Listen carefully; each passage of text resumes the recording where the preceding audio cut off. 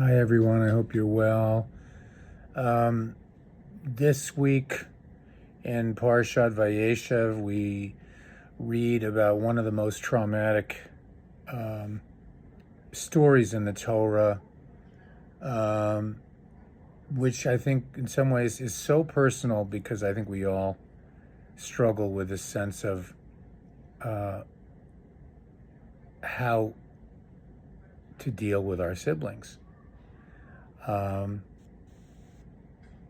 As children, we're super self-conscious, perhaps, that maybe our parents favor us or they favor one of our siblings. It's complicated. And of course, in the story of Joseph and his brothers, it's complicated by the fact that not only is Jacob a person who has spent his whole life in a series of relationships where he was favored or he favored someone else, and of course he does that with his last favorite son, or almost last favorite son, Yosef. Yosef, in the spirit of that, is not shy about telling his brothers, yes, I am special. I'm different. I see things, I perceive things, I imagine things, I know things that you don't. My destiny is going to be different from you. So very complicated, very problematic set of relationships. So of course, in this ultimate scene, the brothers are so angry, so jealous, so vengeful, they decide they're going to kill him. And Reuven says, well, don't kill him. Just throw him in the pit. And the question, and then of course, he goes away, and then when he comes back, Yosef is gone because they've sold him to traders.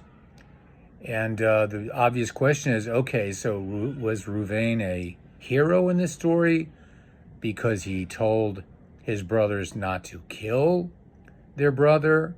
Or is he, in effect, kind of an accessory because he wasn't strong enough in really standing up for Yosef and standing against his brothers? I mean, what's his, what judgment would we make about Reuven here? And one commentary says, well, he's really not a hero because even though he had good intentions, ultimately he was weak. He didn't really stand up for Yosef. He didn't really confront perhaps his fear about being one against all of his assembled brothers. He just wasn't strong enough ultimately to do the right thing. And that's one, I think, obvious point, which is it's not enough to have good intentions. Ultimately, you're tested in the sense of, are you going to go to that deeper place where you're really confronting your fear and really trying to do the right thing, even though by definition it's probably really hard to do that. The rabbi's way of saying that was, well, that's what it really means to have a whole heart, that you do something wholeheartedly. But the other commentary says, in effect, it's not so much a whole heart, it's that you have to have a sense of joy. And joy really comes from knowing that God cares about what you do, meaning God is watching you, but also in this kind of really beautiful way, God is present for you too. God, what you do matters to God, and what you do matters in the world. And I think that's a really important message for all of us, because I think a lot of times we go through life feeling like, what does it really matter what I do in any specific circumstance? Who really is watching? What difference does it really make? What difference do I make? I'm just one person. What can I really do?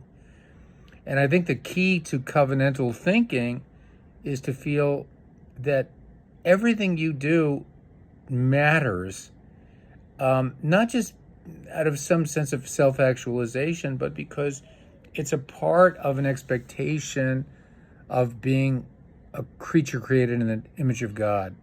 God cares about it. You do make a difference. You do have power that you may not realize, and you have to really embrace that. Shabbat Shalom.